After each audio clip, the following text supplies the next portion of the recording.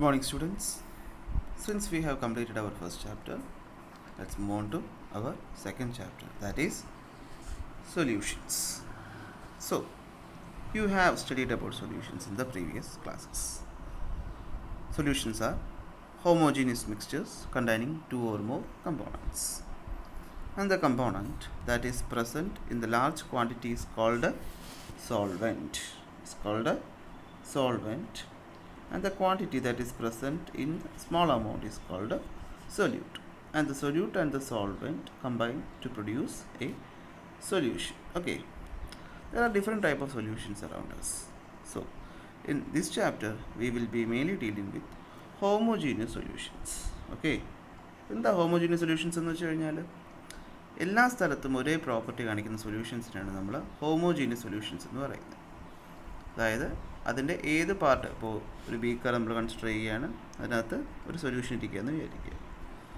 ഈ സൊല്യൂഷൻ്റെ ഏത് ഭാഗത്ത് നമ്മൾ നോക്കിയാലും അവിടെ എന്തായിരിക്കും, കോൺസെൻട്രേഷൻ എല്ലാം സെയിം ആയിരിക്കും. അങ്ങനെയാണെങ്കിൽ അത്തരം സൊല്യൂഷൻസിനെയാണ് നമ്മൾ ഹോമോജീനിയസ് സൊല്യൂഷൻസ് എന്ന് പറയുന്നത്. And as I have already said that A solution is made up of solute and solvent, and the solvent is the content that determines the physical state of the solution. Let's take the example of salt water. In salt water, salt is the solute and water is the solvent. In most of the cases, we consider water as solvent. And you know that water is also called as universal solvent because in most of the solutions, water is the solvent. So, in the case of salt water, salt is the solute and water is the solvent. And if we look at salt water, then the physical state of salt water is liquid state, which is the state of the solvent here. So, in this chapter we have to study about solutions. So, solutions are homogeneous mixtures containing two or more components, and the components are called solute and solvent. The component that is present in abundance is called solvent, and in a small quantity is called a solute.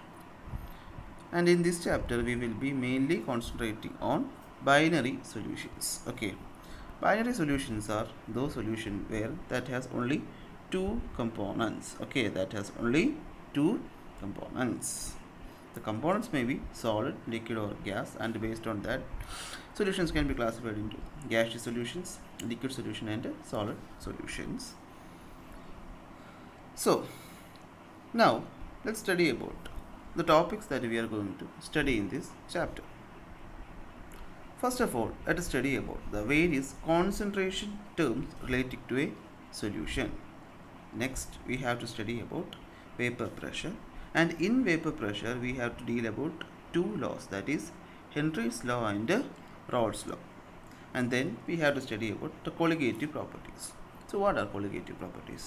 The properties that determine on the properties that depend on the solute is called colligative properties. And there are four main colligative properties that we have to study. They are relative lowering of vapor pressure, elevation of boiling point, depression of freezing point, and osmotic pressure.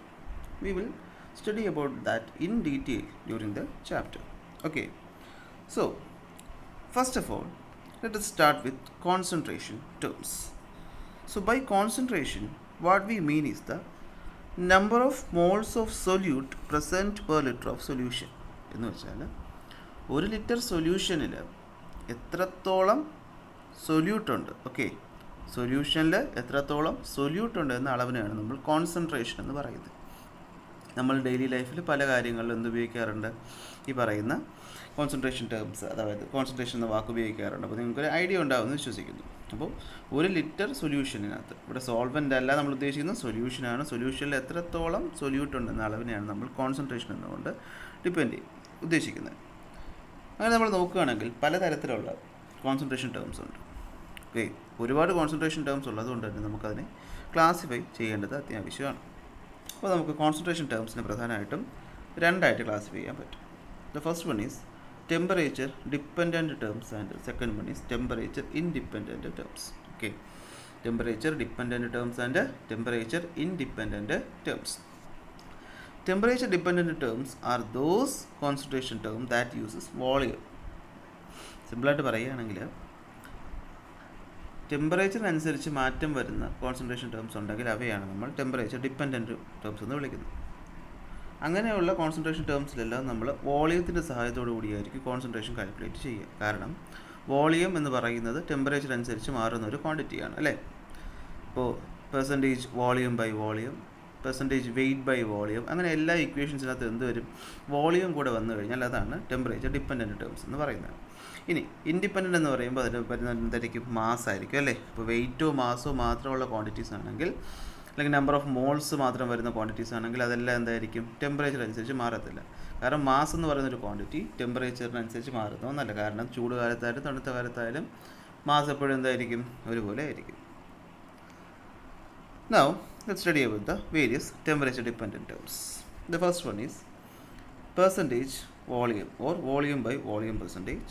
Next is mass by volume percentage. Third one is molarity, which is the most important term. Next is normality, and the last one is parts per million.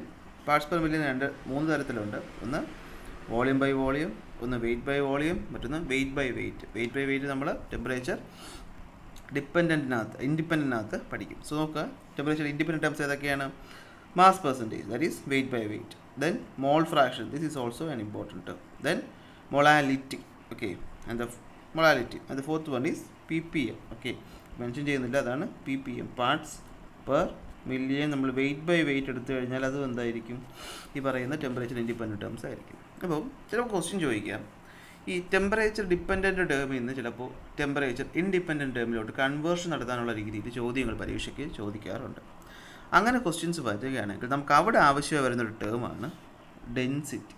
ഇതാണ് density. അതായത് temperature dependent ടേമിൽ നിന്ന് temperature independent ടേമിലോട്ടോ അല്ലെങ്കിൽ തിരിച്ചോ conversion നടത്തണമെങ്കിൽ നമുക്കിവിടെ എന്ത് വേണം, density വേണം. കാരണം നിങ്ങൾക്കറിയാം density is equal to mass by volume. So മാസിനെയും വോളിയത്തെയും കണക്ട് ചെയ്യുന്ന ഒരു റിലേഷനാണ് എന്ത്, ഡെൻസിറ്റി എന്ന് പറയുന്നത്. അപ്പോൾ ഈ ഡെൻസിറ്റി അറിയാമെങ്കിൽ നമുക്ക് എന്ത് ചെയ്യാൻ പറ്റും, ഇത് കൺവേർഷൻ ചെയ്യാൻ പറ്റും. പിന്നീട് ക്വസ്റ്റ്യൻസ് വരും. സോ നേരത്തെ പറഞ്ഞു എന്നേ ഉള്ളൂ. Now let's start with the temperature dependent terms. And the first among them is volume percentage. Okay, volume percentage. So ഇത് പഠിക്കുന്നതിന് മുൻപായിട്ട് നിങ്ങൾ അറിഞ്ഞിരിക്കേണ്ട ഒരു കാര്യം ഞാൻ പറയുകയാണ്. നമ്മൾ ഈ കോൺസെൻട്രേഷൻ ടേംസിൽ ഏതിലും നമുക്കൊരു ന്യൂമറേറ്റർ ഉണ്ടാവും, ഒരു ഡിനോമിനേറ്റർ ഉണ്ടാവും. അറിയായിരിക്കുമല്ലോ, ഒരു ന്യൂമറേറ്ററും കാണും ഡിനോമിനേറ്ററും കാണും. അതിൽ ന്യൂമറേറ്റർ എപ്പോഴും പറയുന്നത് സൊല്യൂട്ടിനെ പറ്റിയായിരിക്കും. ആരെ പറ്റിയായിരിക്കും, സൊല്യൂട്ടിനെ പറ്റിയായിരിക്കും. അതുപോലെ ഡിനോമിനേറ്റർ എപ്പോഴും പറയുന്നത് സൊല്യൂഷനെ പറ്റിയായിരിക്കും. ഓക്കെ, ആരെ പറ്റിയായിരിക്കും, സൊല്യൂഷൻ. മൊളാലിറ്റി എന്ന് പറയുന്ന ഒരു കോൺസെൻട്രേഷൻ ടേം ഒഴികെ ബാക്കി എല്ലാത്തിലും ന്യൂമറേറ്റർ ടേംസ് എപ്പോഴും സൊല്യൂട്ടിനെ പറ്റിയും ഡിനോമിനേറ്റർ സൊല്യൂഷനെ പറ്റിയായിരിക്കും പറയുക. ഈ ഒരു കാര്യം നിങ്ങൾ ഓർത്ത് വെച്ചാൽ നിങ്ങൾക്ക് പഠിക്കുന്ന സമയത്ത് കുറച്ച് ഈസിയാകും. കാരണം ഇനി അങ്ങോട്ടുള്ളത് കുറച്ച് കൺഫ്യൂസിങ് ആയ ടോപ്പിക്കാണ്. ഏതാണ്ട് എല്ലാം ഒരുപോലെ ഇരിക്കും, ഒരുപാട് ഇക്വേഷൻസും ഉണ്ട്. സോ ഈ ഒരു ഐഡിയ നിങ്ങളുടെ മനസ്സിൽ ഉണ്ടായിരിക്കണം. അതായത് ന്യൂമറേറ്റർ എപ്പോഴും സൊല്യൂട്ടിനെ പറ്റി പറയും, ഡിനോമിനേറ്റർ എപ്പോഴും സൊല്യൂഷനെ പറ്റി പറയും. അങ്ങനെയാണെങ്കിൽ നമുക്കാദ്യം എന്താണ് പെർസെൻറ്റേജ് വോളിയം അഥവാ ടോട്ടൽ വോളിയം പെർസെൻറ്റേജ് എന്ന് നോക്കാം. അതുപോലെ പെർസെൻറ്റേജ് വോളിയം ബൈ വോളിയം. ഇപ്പോൾ പെർസെൻറ്റേജ് വോളിയമാണ് അല്ലേ, നമുക്ക് എങ്ങനെ ഡിഫൈൻ ചെയ്യാൻ പറ്റും നോക്കുക. പെർസെൻറ്റേജ് വോളിയം ബൈ വോളിയം എന്ന് വെച്ച് കഴിഞ്ഞാൽ ന്യൂമറേറ്റർ എന്തായിരിക്കും, it is the volume of solute. Volume of solute in milliliter. എന്തായിരിക്കും, in milliliter divided by volume of solution in milliliter. പെർസെൻറ്റേജിലോട്ട് മാറ്റാനായിട്ട് ഇൻറ്റു 100 ചെയ്ത് കഴിഞ്ഞാൽ നമുക്ക് എന്ത് കിട്ടും, percentage volume by volume. Okay, percentage volume by volume അല്ലെങ്കിൽ ടോട്ടൽ വോളിയം പെർസെൻറ്റേജ് കിട്ടും. അപ്പോൾ ഞാൻ പറഞ്ഞു ന്യൂമറേറ്റർ. അപ്പോൾ പെർസെൻറ്റേജ് വോളിയം ബൈ വോളിയം ഹെഡിങ്ങിൽ നിന്ന് തന്നെ നമുക്ക് വ്യക്തമായിട്ട് മനസ്സിലാക്കാൻ പറ്റും. Volume by volume. സോ ന്യൂമറേറ്ററിൽ വോളിയം, ഡിനോമിനേറ്ററിലും വോളിയം. എന്തിൻ്റെ വോളിയം, ന്യൂമറേറ്ററിൽ സൊല്യൂട്ടിൻ്റെ വോളിയം, ഡിനോമിനേറ്ററിൽ സൊല്യൂഷൻ്റെ വോളിയം. രണ്ടും എന്തിനാണ്, മില്ലി ലിറ്ററാണ്. കെമിസ്ട്രിയിൽ നമ്മൾ പറയുമ്പോൾ ഉപയോഗിക്കുന്ന യൂണിറ്റുകളെല്ലാം എന്തായിരിക്കും, ചെറിയ ചെറിയ യൂണിറ്റുകളായിരിക്കും. ഓക്കെ, അല്ലാതെ നമ്മുടെ ഇപ്പോൾ ലിറ്ററിൽ മാക്സിമം ഡിനോമിനേറ്ററിൽ ലിറ്ററിൽ വന്നാലേ ഉള്ളൂ, അല്ലാതെ അതിനപ്പുറമുള്ള യൂണിറ്റിലോട്ടൊന്നും പോകാറില്ല. ഫിസിക്സിലാണ് നമ്മൾ ഹയർ ആൻഡ് സ്മോളർ യൂണിറ്റിലോട്ട് പോകാറ്. So, above percentage volume by volume is defined as the volume of the solute in milliliter divided by volume of the solution in milliliter into 100. Now, mass by volume.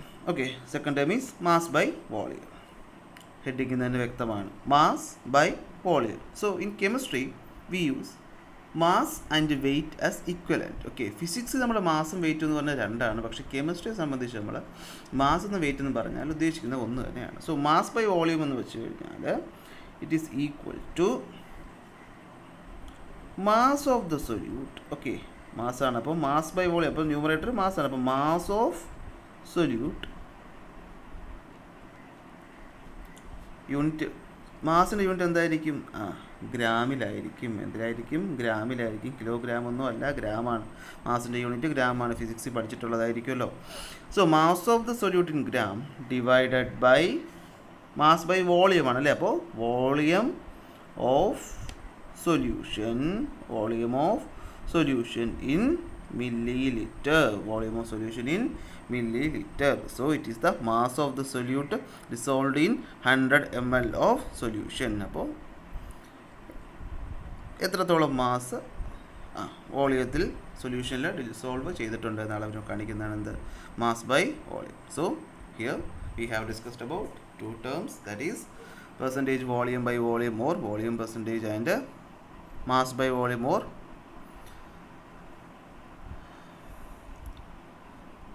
mass percentage. So volume by volume percentage is equal to volume of the solute by volume of the solution into 100, both in milliliters. Then mass by volume is equal to mass of the solute in gram by volume of the solution in milliliter into 100.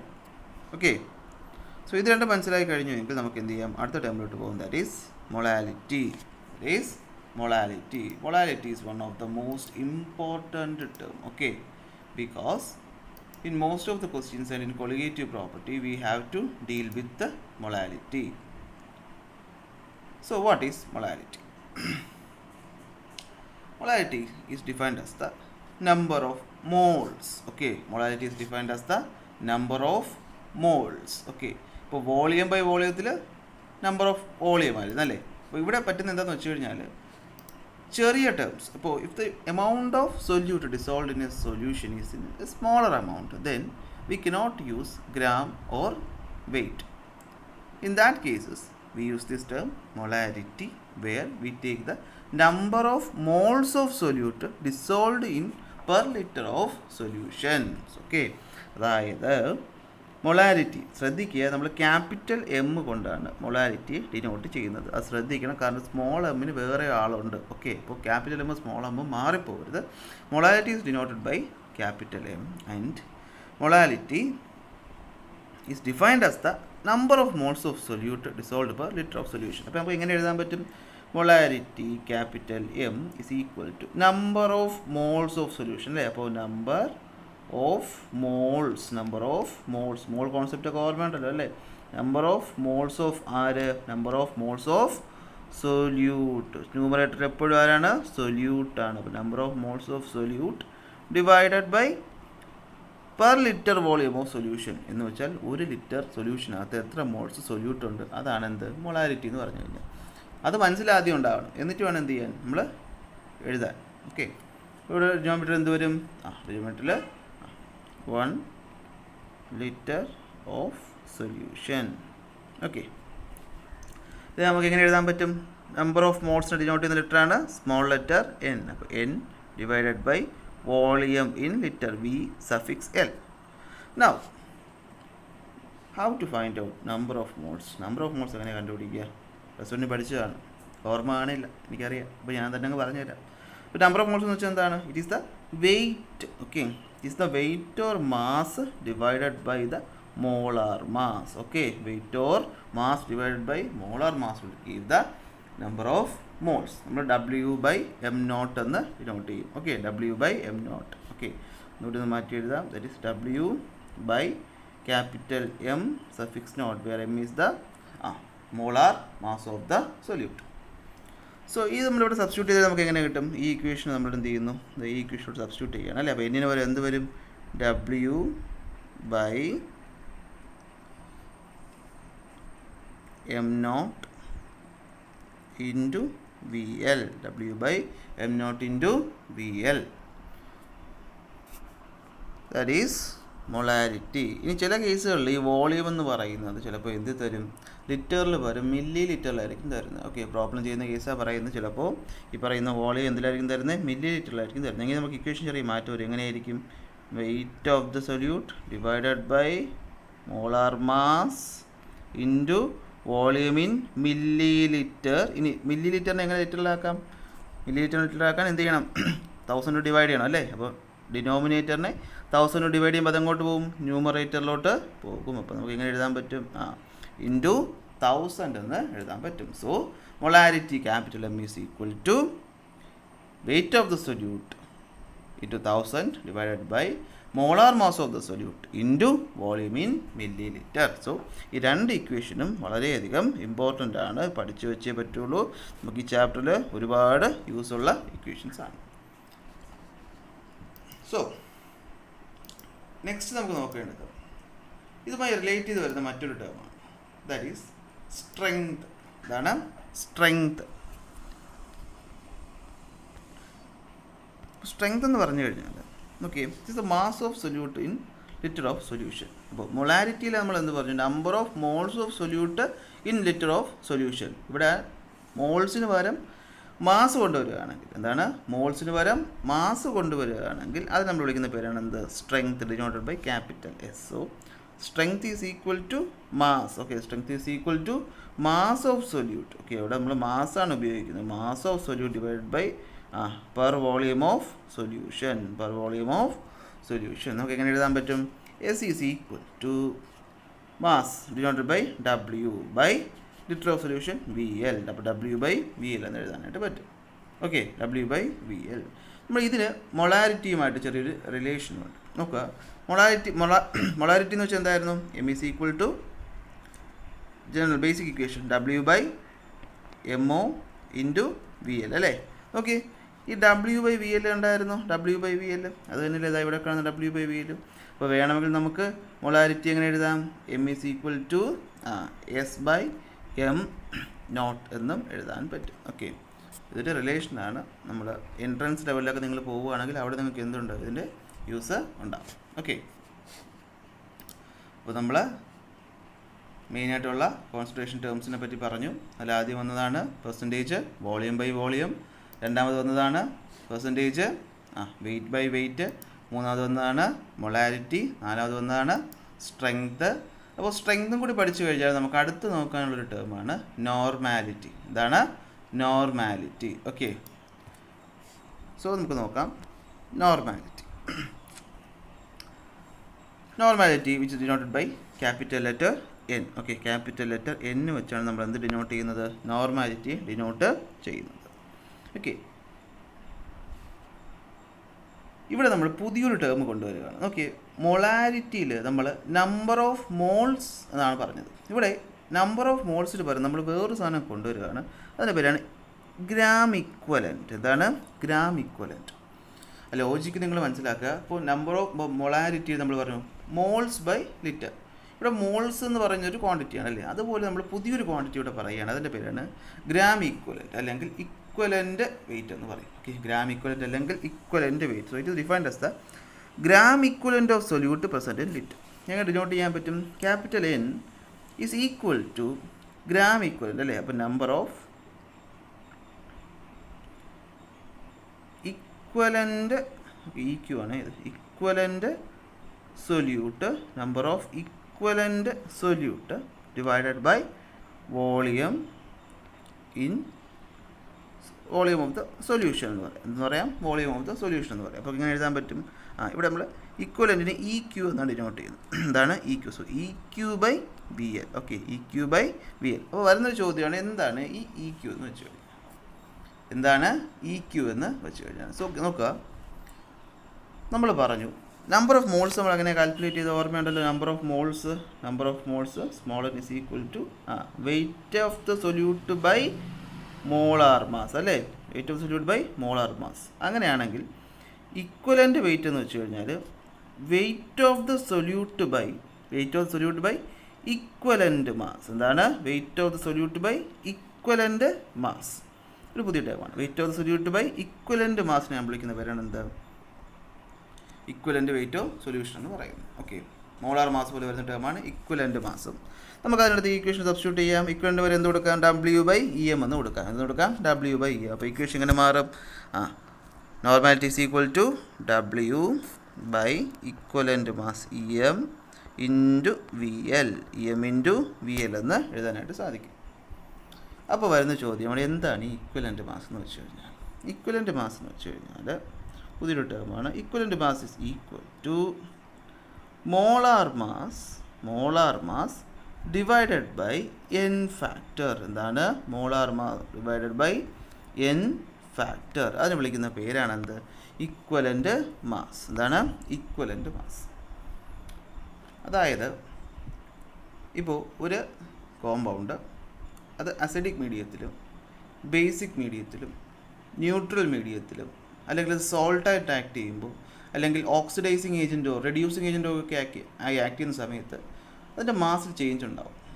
അപ്പോൾ ഒരു സൊല്യൂഷനിൽ അതെങ്ങനെ behave ചെയ്യുന്നു എന്ന് തന്നെയാണ് നമ്മൾ equivalent mass എന്നുകൊണ്ട് ഉപയോഗിക്കുന്നത്. ഈ ഇക്വലൻ്റ് മാസ് കണ്ടുപിടിക്കാൻ നമ്മൾ എന്ത് ചെയ്താൽ മതി? അതിൻ്റെ മോളാർ മാസിനെ എന്തുകൊണ്ട് ഡിവൈഡ് ചെയ്യണം? n ഫാക്ടർ കൊണ്ട് ഡിവൈഡ് ചെയ്യണം. ഓക്കെ, എന്തുകൊണ്ട് ഡിവൈഡ് ചെയ്യണം? n ഫാക്ടർ കൊണ്ട് ഡിവൈഡ് ചെയ്യണം. അപ്പോൾ വരുന്നൊരു ചോദ്യമാണ് എന്താണ് ഈ പറയുന്ന n ഫാക്ടർ എന്ന് പറയുന്നത് സാർ? ഓക്കെ, ഈ n ഫാക്ടർ ഓരോ മീഡിയത്തിനും ഓരോന്നായിരിക്കും. അതായത് n ഫാക്ടർ ഇപ്പോൾ ഒരു കോമ്പൗണ്ട് നമുക്ക് എടുക്കാം. ഇപ്പോൾ NaClO NaOH എന്തെങ്കിലും ആയിക്കോട്ടെ, ഇത് ഓരോന്നും ഏത് മീഡിയത്തിലാണ് ആക്ട് ചെയ്യുന്നത് എന്നതിനെ അടിസ്ഥാനപ്പെടുത്തി അവയിൽ എന്തുണ്ട്? ചേഞ്ച് ഉണ്ടാകാറുണ്ട്. ഫോർ എക്സാമ്പിൾ ഇപ്പോൾ അസിഡിക് മീഡിയമാണെന്ന് വിചാരിക്കുക. എന്താണ്? അസിഡിക് മീഡിയത്തിലാണ് ഒരു കോമ്പൗണ്ട് നിൽക്കുന്നതെങ്കിൽ അവിടെ n ഫാക്ടർ എന്ന് വെച്ചാൽ എന്തായിരിക്കും? Number of H+ ions. Okay, number of H+ ion given by the solution. അപ്പോൾ സൊല്യൂഷനിൽ ആസിഡാണ്, അപ്പോൾ H+ ആയിരിക്കുമല്ലോ തരുന്നത്. അത് അറിയാമല്ലോ അല്ലേ? H+ ആണ്, ആസിഡ് എന്ന് വെച്ചാൽ OH- ആണ്, ബേസ് എന്ന് വെച്ച് കഴിഞ്ഞാൽ. അപ്പോൾ ഒരു അസിഡിക് സൊല്യൂഷനിൽ എത്രത്തോളം H+ ഒരു സൊല്യൂഷൻ തരുന്നു എന്നതാണ് എന്താ അവിടുത്തെ n ഫാക്ടർ എന്ന് പറയുന്നത്. ഇപ്പോൾ നമുക്ക് നോക്കാം. HCl എടുക്കുക. എന്തെടുക്കുക? HCl, hydrochloric acid. HCl സൊല്യൂഷനിൽ ചിലപ്പോൾ ഡിസോസിയേറ്റ് ചെയ്യുന്നത് എങ്ങനെയായിരിക്കും? H++Cl- എന്നായിരിക്കുമല്ലോ. ഇവിടെ എത്ര H+ കിട്ടി? ഒരു H+ കിട്ടി. എന്ത് കിട്ടി? ഒരു H+ കിട്ടി. അങ്ങനെയാണെങ്കിൽ ഇവിടുത്തെ n ഫാക്ടർ എത്രയായിരിക്കും? 1 ആയിരിക്കും. n ഫാക്ടർ എത്രയായിരിക്കും? 1 ആയിരിക്കും. ഓക്കെ, ഇനി നമുക്ക് എന്ത് ചെയ്യാം? ഒരു ബേസിക് ചെറിയ എക്സെപ്ഷൻസ് ഉണ്ട്, നമുക്കത് പ്രോബ്ലം ചെയ്യുന്ന സമയത്ത് നോക്കാം. ഓക്കെ, ഒന്ന് രണ്ട് ചെറിയ എക്സെപ്ഷൻസ് നമുക്ക് ഈ പറയുന്ന കേസുകൾ വരുന്നുണ്ട്. അതായത് ഇപ്പോൾ HClO അല്ലെങ്കിൽ H2SO4 ഒക്കെ എല്ലാ സമയവും H+ തന്നെ തരണമെന്നില്ല, അതിൽ ചെറിയ മാറ്റങ്ങൾ വരാനും സാധ്യതയുണ്ട്. അങ്ങനെ വരുന്ന കേസ് നമുക്ക് ആ ക്വസ്റ്റ്യൻ ചെയ്യുന്ന സമയത്ത് എന്ത് ചെയ്താൽ മതി? നോക്കിയാൽ മതി. ഓക്കെ, സോ അടുത്ത് നമുക്ക് എന്ത് ചെയ്യാം? ഇതേ സാധനം എന്താണ്? ഒരു ബേസിക് സൊല്യൂഷനിലാണെങ്കിൽ, ഓക്കെ, എന്താണ്? ഒരു ബേസിക്കിലാണെങ്കിൽ എങ്ങനെയായിരിക്കും തരുന്നത് നമുക്ക് നോക്കുക. ബേസിക് എന്ന് വെച്ച് കഴിഞ്ഞാൽ OH- ആണ് അല്ലേ? ഇപ്പോൾ നിങ്ങളിത് ആദ്യം കേൾക്കുന്ന സമയത്ത് കുറച്ച് കൺഫ്യൂഷൻ ഉണ്ടാവും, പേടിക്കേണ്ട. വീഡിയോയിൽ 1-2 തവണ കണ്ടു കഴിഞ്ഞാൽ സിമ്പിളായി ഓർത്ത് വയ്ക്കുക എന്നുള്ള കാര്യമേ ഉള്ളൂ. ഇത് ആദ്യമായിട്ട് കേൾക്കുന്നുണ്ട് ചെറിയൊരു കൺഫ്യൂഷൻ. ഓക്കെ, എല്ലാം ഒരുപോലെ ഇരിക്കുന്ന ടേംസ് ആയതുകൊണ്ട് ചെറിയൊരു ഡൗട്ട് വരും, പേടിക്കേണ്ട. വീഡിയോ 1-2 തവണ കാണുക, എന്നിട്ട് നോട്ട് വായിച്ച് നോക്കിയാൽ കിട്ടും. പിന്നെ നമ്മൾ പ്രോബ്ലം ചെയ്യും, അപ്പോഴേ പഠിക്കാൻ പറ്റുള്ളൂ, അല്ലാതെ ആദ്യത്തെ ഒരു തവണ കൊണ്ട് കൃത്യമായിട്ട് ആർക്കും പഠിക്കാനൊന്നും പറ്റത്തില്ല. ഓക്കെ, സോറി, ജലദോഷമാണ്. ഇനി ബേസിക് ആണെങ്കിൽ ഇവിടെ എന്തായിരിക്കും? അവിടെ എത്ര OH- തരുന്നു എന്നതായിരിക്കും അവിടുത്തെ n ഫാക്ടർ എന്ന് പറയുന്നത്. സപ്പോസ് NaOH കൺസിഡർ ചെയ്യുക. എന്ത് കൺസിഡർ ചെയ്യുക? NaOH കൺസിഡർ ചെയ്യുക. അതെന്ത് വരും? Na++OH- വരും അല്ലേ? അപ്പോൾ ഇവിടെ എത്ര OH വന്നു? 1 വന്നു. അപ്പോൾ നമ്മുടെ n ഫാക്ടർ 1 എടുക്കാൻ പറ്റും. ഇനി സോൾട്ടിൻ്റെ കേസിൽ വേറെയാണ്. അതുപോലെ തന്നെ ഓക്സിഡൈസിങ് അല്ലെങ്കിൽ റെഡ്യൂസിങ് ഏജൻ്റായിട്ട് ആക്ട് ചെയ്യുമ്പോഴും ഇത് ഓരോന്നായിട്ടായിരിക്കും നമ്മൾ എടുക്കാറ്. ഓക്കെ, അപ്പോൾ ഇത്രയേ ഉള്ളൂ ഇതിനെ പറ്റിയിട്ട്, നോർമാലിറ്റിയെ പറ്റി പറയാനായിട്ട്. നമുക്ക് ഇത് വെച്ചുള്ള ക്വസ്റ്റ്യൻസ് ചെയ്യാം. അപ്പോൾ നമുക്ക് ഈ പറയുന്ന കാര്യങ്ങൾ കുറച്ചുകൂടി കൂടുതലായിട്ട് എന്ത് ചെയ്യാൻ പറ്റും? ഡിസ്കസ് ചെയ്യാനായിട്ട് സാധിക്കും. ഓക്കെ.